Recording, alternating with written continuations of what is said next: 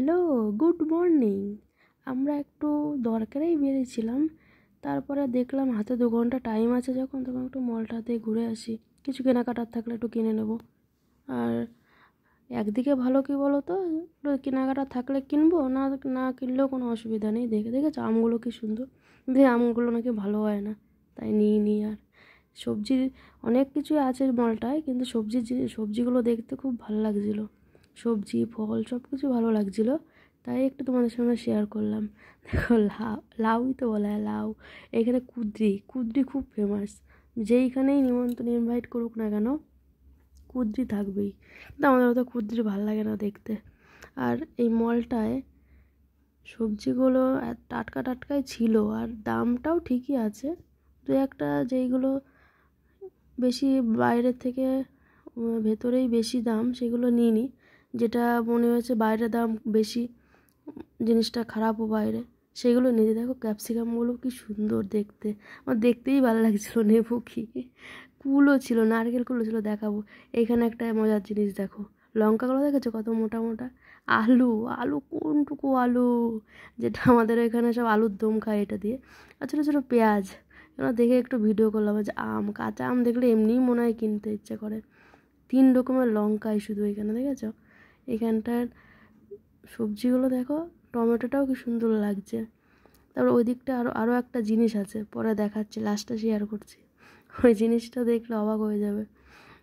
সবজিগুলো দেখো, তোমাদের সাথে এমনি শেয়ার করলাম জাস্ট দেখার জন্য।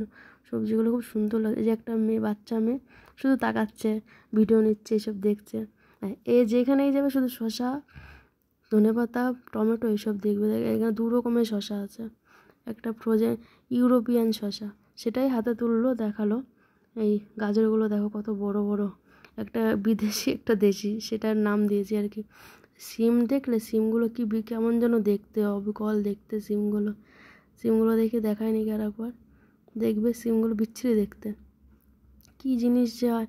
যে লাল কলা, এই কলাতে নাকি খুব ভিটামিন, এই কলাগুলো খাওয়া ভালো। জানি না, আমি খাইনি এখনও লাল কলা কোনো দিন।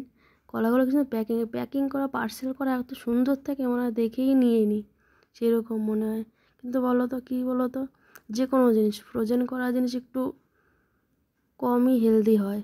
টাটকা কিনে এনে একটা রান্না করা, এই যে দেখো যাদের কাজ বাজ থাকে তাদের জন্য এরকম ব্যবস্থা, সব নিয়ে নিতে পারবে। তারপরে আম কাটা আছে, সবজিগুলো কাটা আছে, তোমার দেখো সব কিছু। এই জায়গায় আম মাখিয়ে, পুরো লঙ্কা দিয়ে মাখিয়ে। সবথেকে মেন জিনিস একটা, এখানে লাউ সব কেটে উচ্ছে কাটা, এরকম প্যাকিং করা।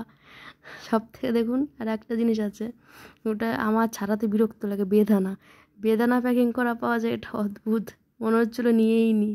কেউ যেরকম ছাড়িয়ে ফ্রোজেন করে রাখে, ভালোই লাগে। ফুল টুল সব কিছু এরকম পুরো প্যাকিং করা, যার লাগবে সেটা নিয়ে নেবে, কোনো সমস্যা নেই। কেটে বাছা সব কিছুই আছে, শুধু ধুয়ে রান্না করানো তাড়াতাড়ি করে, একটু সুবিধা আছে। কিন্তু এরকমভাবে ফ্রোজেন করা জিনিস অতটাও হেলদি হয় না, ওর থেকে টাটকা মাল কিনে নিয়েই ভালো।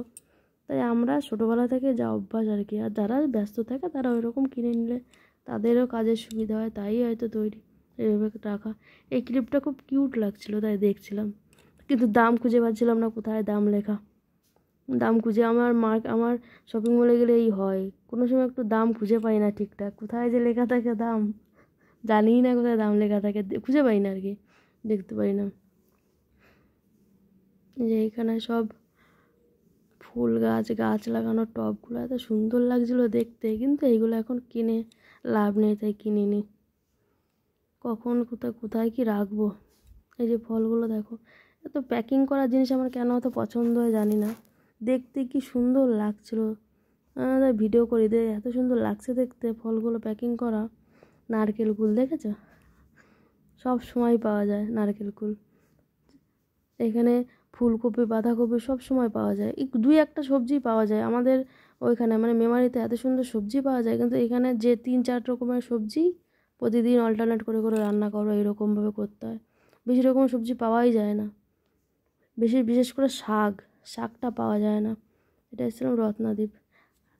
এইটুকুই, টাটা বাই, গুড নাইট, ভালো থেকে সুস্থ থাকো, আবার পরে